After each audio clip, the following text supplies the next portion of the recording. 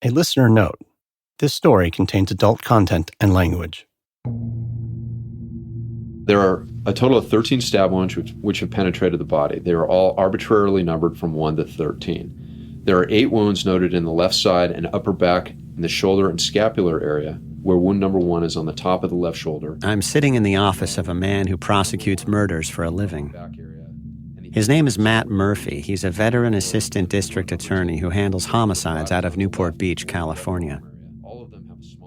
If you're from somewhere else and have a mental picture of Orange County about an hour south of LA, Newport Beach is probably part of that image. It's the side of the county that the tourist guides want you to see. Pacific Coast Highway runs through it, luxury shopping, piers and surf shops and plastic surgeons, yachts and cliffside mansions. I used to cover the city as a crime reporter for a local newspaper.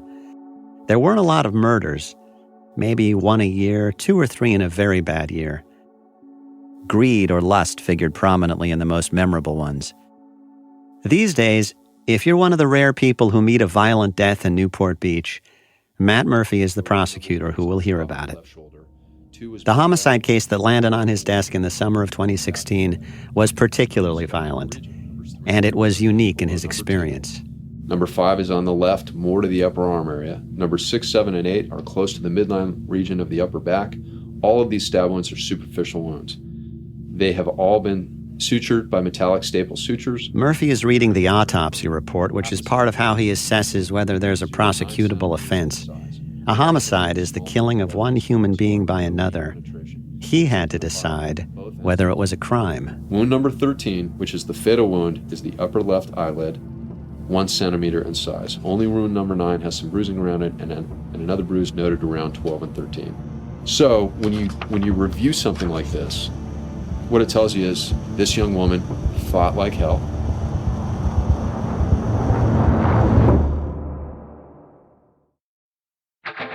Dirty John is brought to you by Spielberg, a feature-length documentary from HBO Documentary Films, premiering Saturday, October 7th at 8 p.m.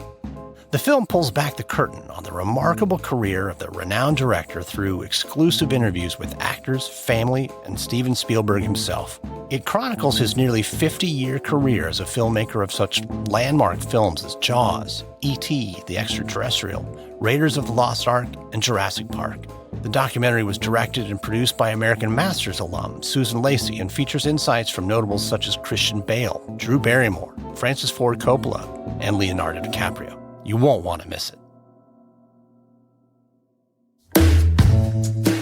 From the Los Angeles Times and Wondery, this is Dirty John. I'm Christopher Goffard.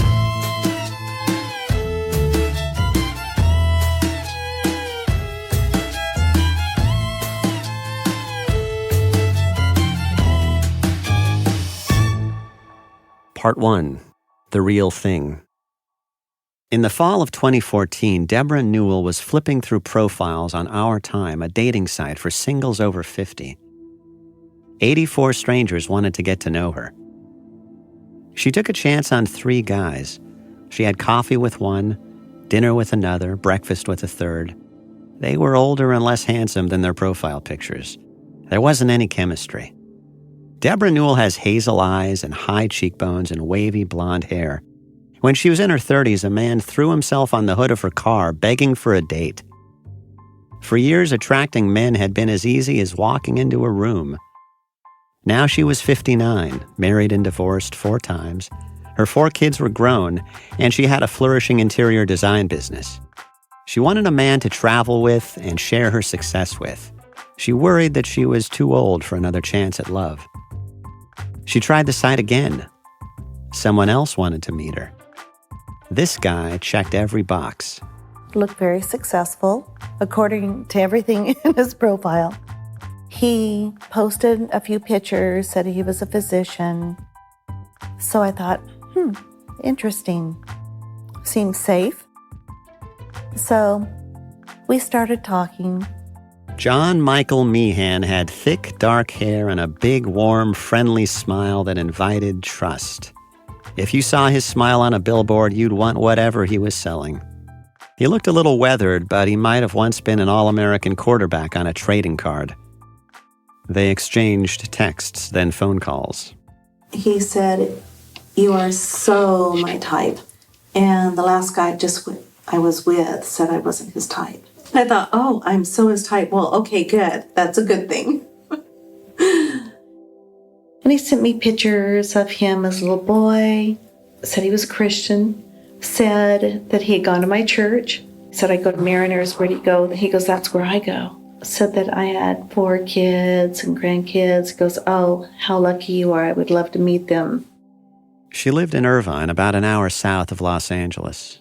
They met at her penthouse. She grabbed her Chanel bag and they walked down the block to a casual dining restaurant called Houston's, where they found a place at the bar. John was 55, 6'2", with broad shoulders. He had flawless teeth, a strong jaw, and hazel green eyes. He focused on her intently. Debra wore black Gucci stiletto heels and designer jeans. John seemed to care almost nothing about his clothes. He looked like an overgrown college guy with his preppy shirt and his shorts, and I don't know. Like a frat guy had never grown up? Yeah, exactly. That's what he looked like. He was smart and charming and articulate. He was divorced with 2 daughters. He said he had houses in Newport Beach and Palm Springs, that he was an anesthesiologist, just back from a year in Iraq where he had worked with Doctors Without Borders. He told stories about being on the front line, jumping out of a helicopter. We just talked about what we wanted out of life. He asked a lot of questions about my business and how it works. I thought it was a good trait that he's more interested in me than himself. I think it's healthy when the conversation goes back and forth. She was still stung by her last boyfriend, who had complained that she'd put on some weight. But John told her that she was beautiful, that she stopped his heart. Remember him rubbing my back? As you're sitting side by side. Yeah, he moved very fast. They kissed that night back at her place. He wanted it to go further. He did not want to leave. He even threw himself on her bed and said, "This feels incredible." She was getting uncomfortable. She had to insist he leave. She had to kick him out. The next day, she was back at her office, a little sad. She tried to lose herself in her work. There were always deadlines. She'd spent 30 years building her business, Ambrosia Interior Design, and she was a name in her field. She supervised a team of devoted designers, marketers, and project managers. She liked to hire single women and mothers because she could remember how it felt to be alone, with one child and another on the way, after her first marriage broke up. She took me through her storage warehouse in Irvine. It's as big as a supermarket and crammed with sofas, modern art, mirrors, frames, and 1,000 other furnishings. She drums her fingers on an elegant object in the shape of an inflated blowfish. I like these. It looks to me like a vase, but she calls it a ceramic decorative ball. If it's a white and cream scheme, they pull a lot of white. If it's a gray, more of a restoration look, they pull those. So it just depends on the scheme. When people walk into one of Debra Newell's model homes, they're invited to imagine their futures in them. She calls them approachable dreams. Her warm, flawless rooms are like glossy ads in upscale lifestyle magazines. No kids' toys or dirty dishes in sight. None of the messiness of actual living. One whole section of Debra's warehouse is shelf after shelf of hardback books coordinated by color, because books make nice furniture in perfect homes. A little nod to culture, though the pages inside might as well be blank. Can you explain the books again? The books we pull by color. Like, let's say it's a blue and beige scheme. Cream will pull blue and beige and cream books. So depending on what the color scheme is. And where do you get them? Libraries. I go around on Saturdays and collect books. I love to read, and it's really become something that's a little bit of a hobby of mine, to go around and find books. So aqua books, blue books, navy books, light gray, yellow, brown. And the books themselves don't matter. Well, we don't want anything that says death or sex on it. So we have to stay away from those. And then the guys... Did you make up those rules yourself? No, the builders did. It's like the face you show someone on a date. You're inviting someone to fantasize about the piece that may complete his or her life. If your eagerness or loneliness or desperation show too soon, you're done. Maybe that had been John's mistake. One of Debra's daughters was working with her on the day after her disastrous date with him. She told her about it. I thought, what a jerk. You're like, I can eliminate this. I can eliminate him. Later that day, John called her. He told her he was sorry. He knew he'd overstepped. He just wanted to spend every minute with her. Would she give him another chance? I was still attracted to him. So I was curious to hear what he had to say. And of course, he persuaded me. John had some idiosyncrasies. He showed up for dates in his faded blue medical scrubs as if fresh from surgery. He even wore them to a formal dress cancer benefit she invited him to. Some people snickered, but she thought, busy doctor. By the second or third date, he was telling her he loved her, that he wanted to marry her. 2 weeks after they met, she emailed him, "So you are the real thing," with a smiley face emoji. And he replied, "Best thing that will ever happen to you." Handsome, oh, so handsome. Gentle and sweet, knocks me off my feet every time I see him. Handsome, handsome man. He began spending the night regularly at her Irvine penthouse. This alarmed her 24-year-old daughter, Jacqueline, who lived there with her. Jacqueline thought he looked homeless. She remembered the first time she saw him at their place. Well, the second I opened the door, I just kind of looked at him head to toe and thought to myself, oh, this loser. He didn't carry himself very well. His body was kind of moping around. He looked very focused. His eyes were going from one corner of the room to the other as if he was scanning, thinking pretty hard about something. He had a lot going on in his mind, but he was pretty calm.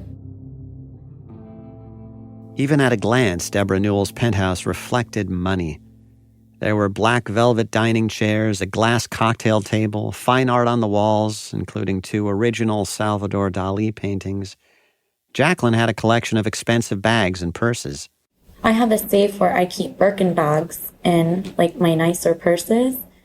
And I had it in my office area, and he walked in and said, "What do you have in the safe, kiddo?" And I said, "None of your business." And I slid the door closed behind him. I believe that was my second interaction with him. And then I told my mom that she better get this creep out of the house or I don't plan on living with her. Debra wasn't surprised by the criticism. She often exasperated her kids with her taste in men. They found something bad to say about anyone she dated. They'd seen her endure one bad relationship after another. Over the years, men had yelled at her, hit her, and taken her money. Soon, she and John were quietly looking for a place together. They found a house on the boardwalk on Balboa Island in Newport Beach. The rent was $6,500 a month. She put down a year in advance. He didn't want his name on the lease. Tax problems, he said.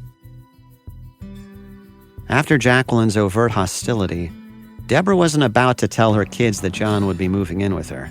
She knew what they'd say, that she was moving too fast, acting with her heart, repeating old mistakes. What her kids didn't see was how well he treated her day by day, better than her husband's had. How he brought her coffee in the morning and got her groceries. How he took her Tesla and Range Rover in for maintenance. Sometimes he even carried her purse for her. She was convinced that they'd understand how wonderful he was once they got to know him. And she knew that if any of her kids would give him a chance, it was her youngest, Tara. Tara Newell was 23 and as quiet and non-confrontational as her sister Jacqueline was assertive. If Jacqueline was the streetwise family rebel, Tara was the pleaser. The first word people used to describe her was sweet. Tara was into dogs and zombie shows, church and country music. She had Psalm 23 tattooed on her foot. She had her mom's blonde hair and soft manner. She was an avid hiker, fit but physically small, with a gentleness that made her seem smaller still. She was living outside Vegas with her boyfriend. They'd met at a pet store where they'd both worked and had bonded over The Walking Dead. Tara was taking online dog grooming classes. For years, Tara had watched men come in and out of her mom's life. She knew her mom liked to take care of people and tried to see the best in them. Sometimes she trusted too easily. So Tara felt protective of her mom. She liked Christians, and some men would lie and say they were a Christian just to charm her. And they would go to church with her, but they wouldn't be involved or have a personal connection with the Lord. Tara wondered why a guy who sounded as good as John would still be single. She wanted to have a look at him. A few days before Thanksgiving, Tara and her boyfriend Jimmy Grob drove out to Southern California for a few days.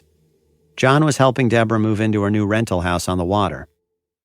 At 6'2", John was physically imposing, and he towered over Tara by a full foot. My first impression of this guy, we walked in, and he just didn't really want to say hi to us. We tried to say hi to him. He gave us like a quick hi, and we tried to help him move and stuff. She had her 3 dogs with her, including her miniature Australian Shepherd, Cash. We went into the house, we had the dogs there and stuff, and they were roaming around. They were very anxious, picking up probably from my energy from John, and John's energy he wasn't thrilled to meet us. I just thought maybe he might be shy or something else might be going on. Jimmy thought John's behavior was odd. He huffed and strained as he tried to move Debra's queen mattress single-handedly. He'd try to throw the mattress a few feet in front of him, wrestle it down the stairs and onto the car. It wasn't taking any help. Me and Tara and someone else were there, and we're looking at each other like, is this guy for real right now? Like, he's just really overdoing it for no reason. It seemed like he was trying to impress us or Debbie or both. Just some kind of ego trip that he had. While Tara and Jimmy were staying in Debra's spare bedroom, Debra was trying to maintain the illusion that John wasn't really living there. He'd moved in after knowing her just 5 weeks. Here's Tara. About the second day we stayed there, I went into her bathroom to get some Q-tips, and his stuff was just all there. And then I questioned her about it. I was like, why is his stuff here? You told me he wasn't moving in because he only known her for 2 months. And she couldn't shake a few questions. If he had houses in Newport Beach and Palm Springs, why had no one been allowed to see them? Why was he always driving Mom's cars instead of his own car? Why did he seem to spend all day playing Call of Duty on the 70-inch plasma TV Mom had bought for the house? If he was a doctor, why did he seem to own nothing but a few old clothes?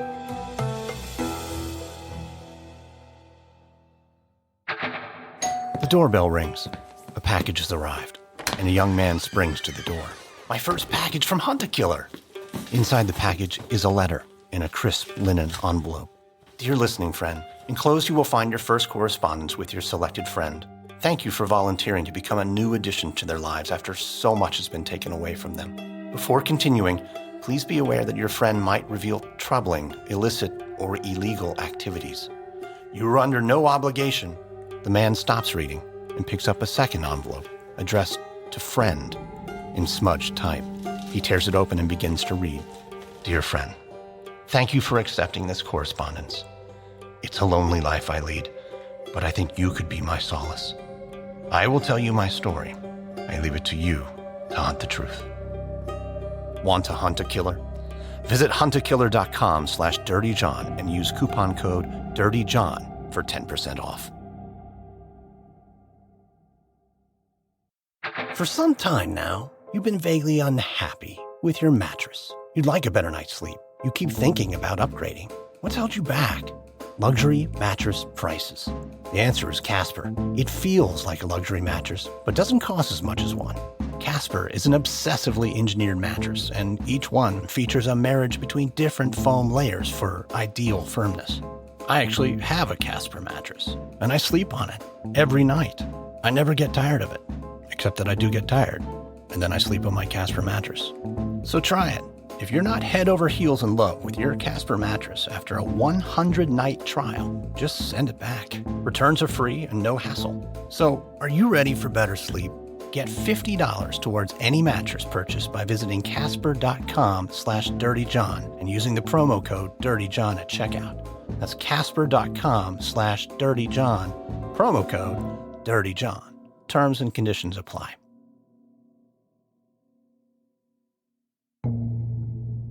I was just confused because, to be honest, his story about having the 3 cars and the house, it didn't make a lot of sense to me. I called BS on that. Tara was looking through a closet when she found a box of John's stuff. There was a nursing certificate with his name on it. I don't know the medical field that much, so I just thought he had a nursing certificate on top of an anesthesiologist degree or whatever. And I said, oh, I found his nursing certificate to my mom. Like, how do you think he's not moving in here? And she told me he was getting his stuff, or she was getting his stuff framed for him. And that's why I was there. Tara wasn't satisfied with the explanation. And she did something Debra was not accustomed to from her quietest, most docile daughter. For the first time in Tara's life, she lashed out and screamed at her mother. Why was she lying? Why didn't she just admit that he was living there? My mom came up before him, started questioning me, why are you asking me this and stuff? And then he came up right behind her and just started screaming at me. I'm in the back bedroom, and I just hear a bunch of yelling, and all of a sudden Tara runs to the back bedroom crying hysterically, and John isn't too far behind, bursts into the room, and it just happened so quick, just like the flip of a switch. He was accusing me of wanting to take my mom away from him, and also accusing me of snooping through his things, which I didn't. But because he said that, it made me question, what is he trying to hide? I screamed back because I didn't like the things he was saying. And when someone's screaming at you, it's hard for you not to have a reaction out of that. He was yelling that she shouldn't have been snooping through his stuff and that his kids would have been punished for this, being spanked and smacked. He definitely was trying to take control. He was definitely sticking his chest out, trying to take a commanding position. You know, I had a broken hand at the time, so it was just kind of felt like I couldn't do anything in that moment except stand up for Tara. And he definitely didn't like that. I could tell that she was more scared than anything because he was a very brooding, male-dominant, personality type. Before that, we hadn't really seen that. We'd seen this, kind of cool, suave, Newport Beach-looking guy. Debbie and John kicked us out that night, and it was just a very emotional, very scary, event, especially on Thanksgiving. You'd expect that family would be brought closer together. I even remember telling Debbie as we were walking out, I thought Thanksgiving was about family and not boyfriends. And I can tell that got to her because I think she was starting to realize who and what she was giving up just for this guy. And we were not welcome there for Thanksgiving because he didn't want us there and he was living there. So that truth came out that he was living there. Yeah, I yelled at her too because I told her, I'm like, how can you let this guy talk to me? I said it way differently. I screamed at her. I said, how could you let this guy talk to me like this? This is your home. I'm your daughter. I just met him, like, what's going on? And you're gonna let me leave over him? So that day was very hurtful. John had explanations for her kids' hostility to him. They were jealous. They wanted her money. They were waiting for her to die so they could collect. And he had an explanation for why he had a nursing degree but called himself a doctor. He said he also had a PhD, which earned him the right to the title, and he had advanced training in anesthesiology. The day after the blowout, the family gathered for the big Thanksgiving party at the Balboa Island house. It was impossible to ignore the sudden fissures in the family, impossible to ignore Tara's absence. But others were willing to give John a chance, like Debra's mother, Arlene. She adored him.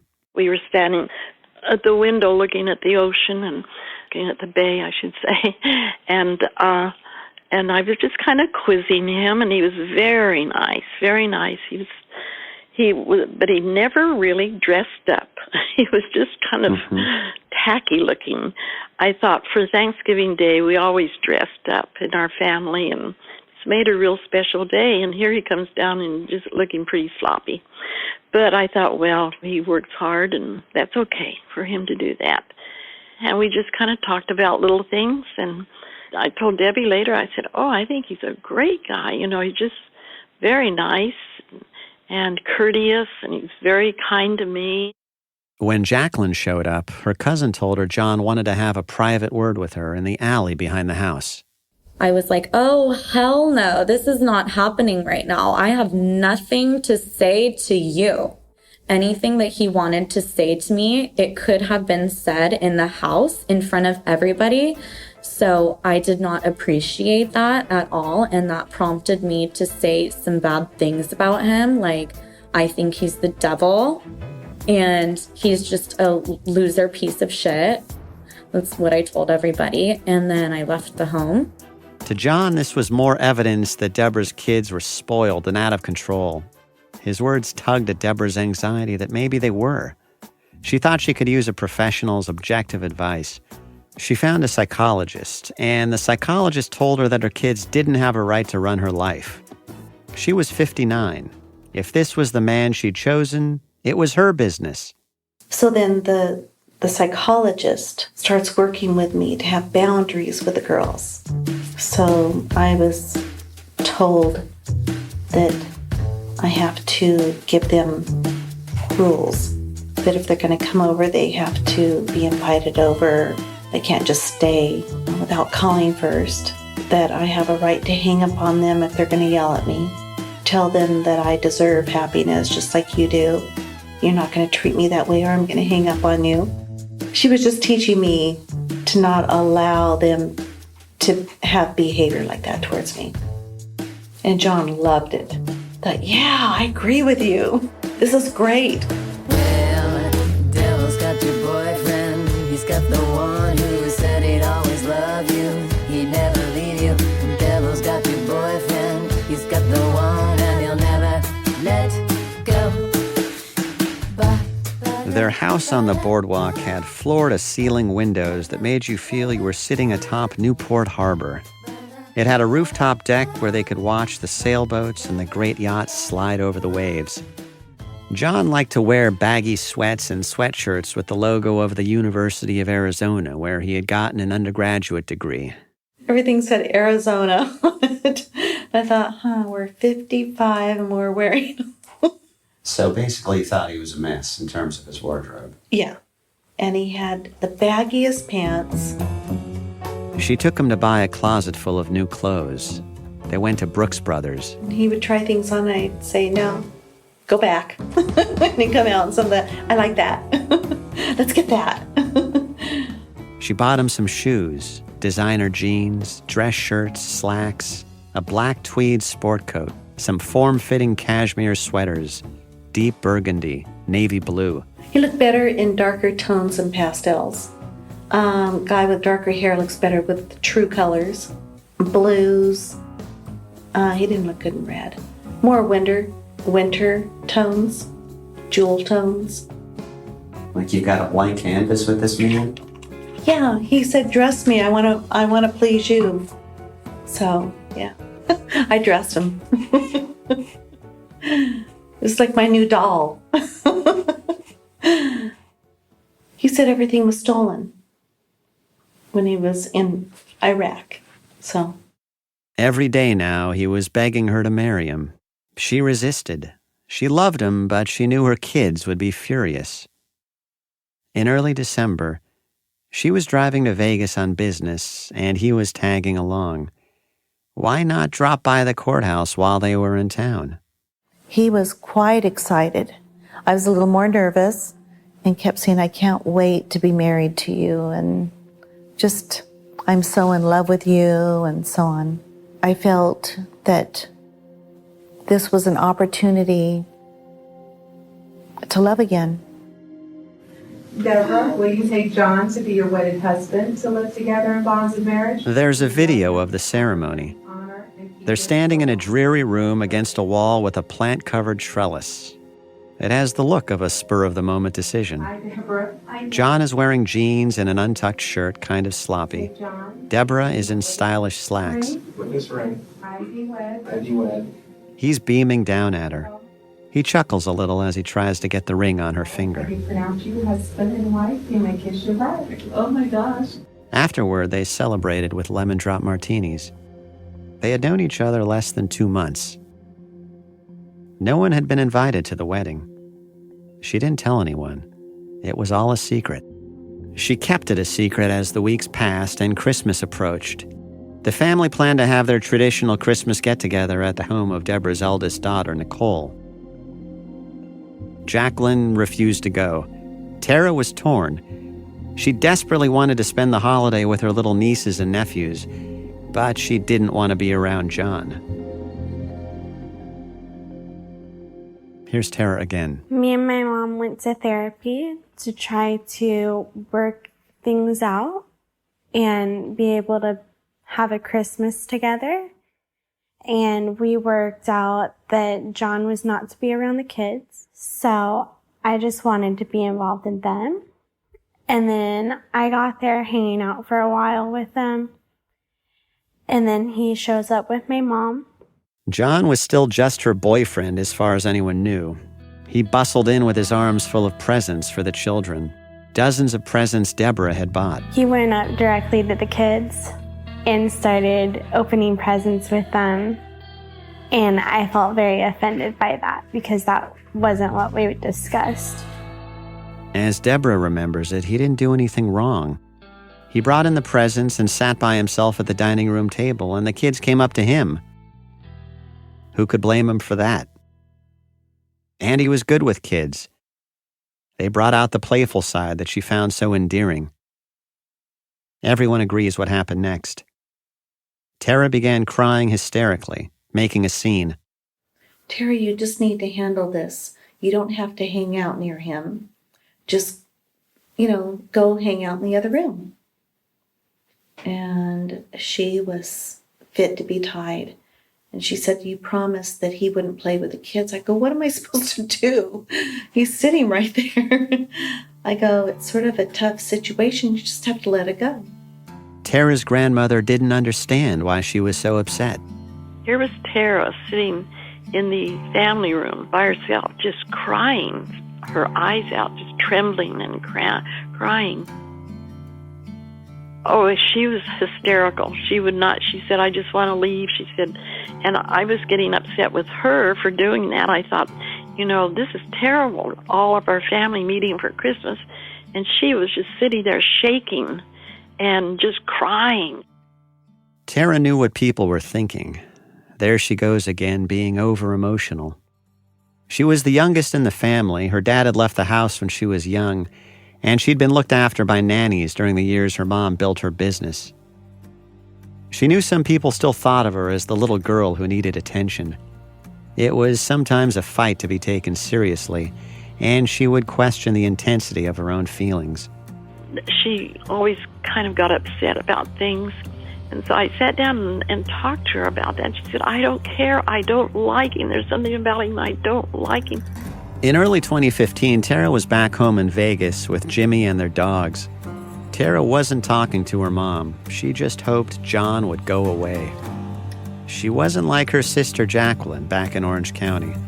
who had decided to take aggressive steps to make him go away.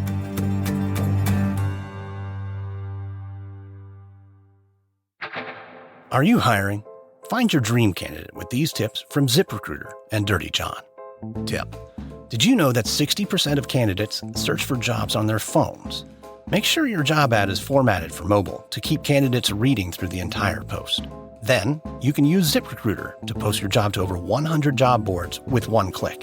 Their smart technology notifies qualified candidates to apply within minutes of posting. In fact, 80% of employers who post a job on ZipRecruiter get a quality candidate through the site in just one day.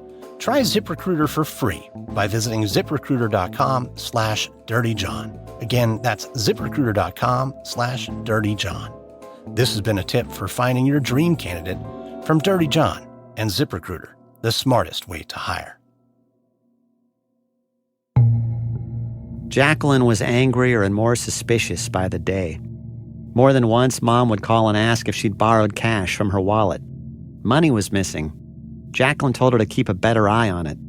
And I would be like, no, I didn't go out of my way to your office or anything like that to go take or borrow money from you. How many places did you bring your purse today? Not only could it be that loser you're dating, but it could be anybody. It's just, she has a lot of little opportunities that people that you can't trust will take advantage of because she's so nice. She doesn't protect herself very well because she doesn't see the danger in a lot of situations.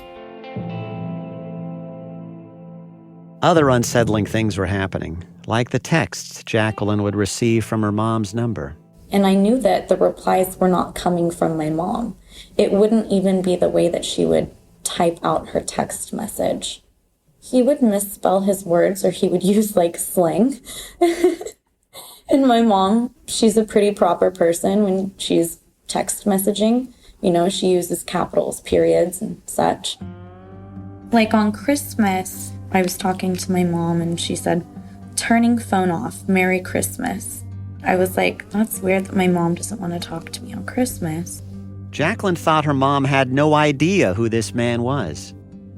She decided to find out. I just had such a hatred and such a good intuition about John being an evil person that I felt like I needed more facts and more evidence, because just me not liking him and thinking that he's an untrustworthy person isn't enough to tell my mom. It could look like, oh, people are just jealous that I'm happy, or it could be taken into so many different contexts.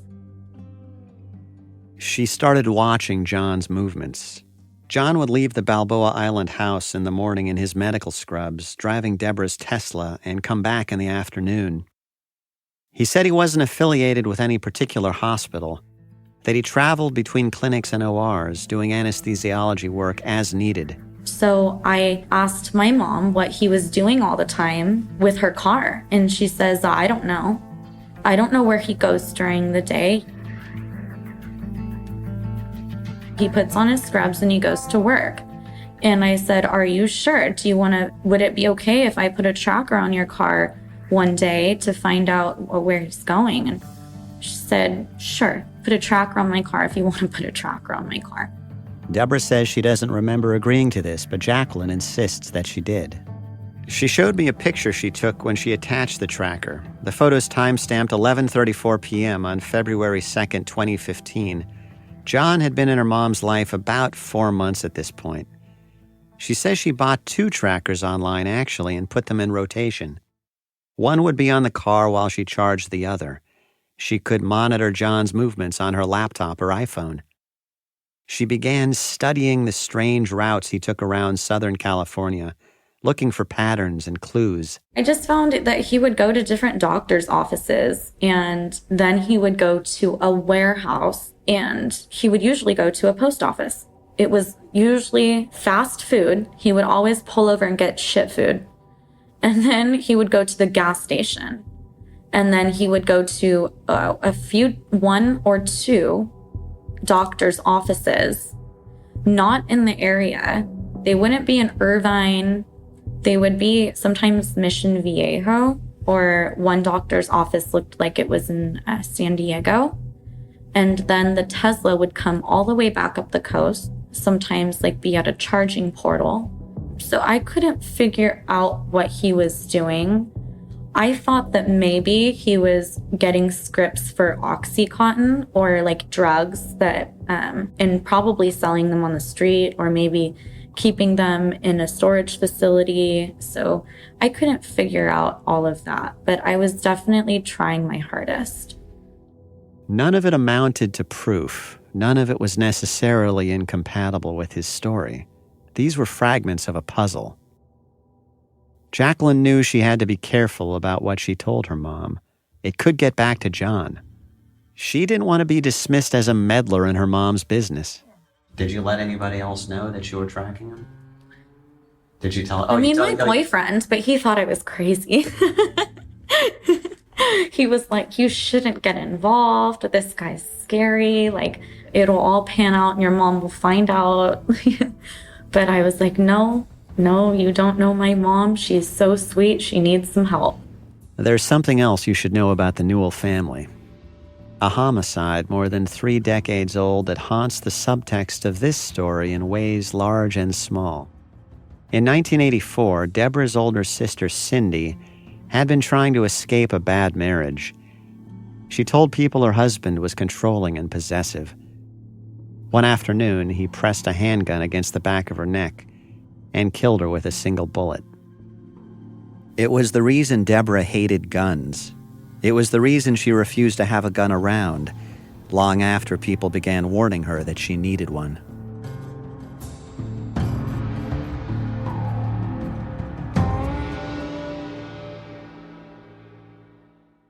On the next episode of Dirty John.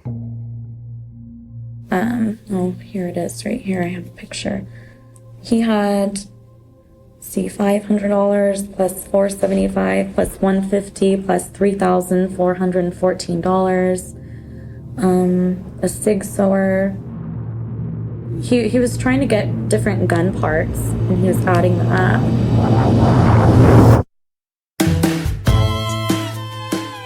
Dirty John is reported and written by me, your host, Christopher Goffard, for the Los Angeles Times. Karen Lowe is our producer and editor. Audio design by Jeff Schmidt. Executive producers Jeffrey Glazer and Hernan Lopez for Wondery. Over the course of this production, our LA Times team has included Shelby Grad, Steve Clow, Robert Meeks, and Devon Maharaj. You can read the story at LATimes.com. We're putting up installments as these episodes air. We'd also love to learn more about you. Please go to Wondery.com/survey.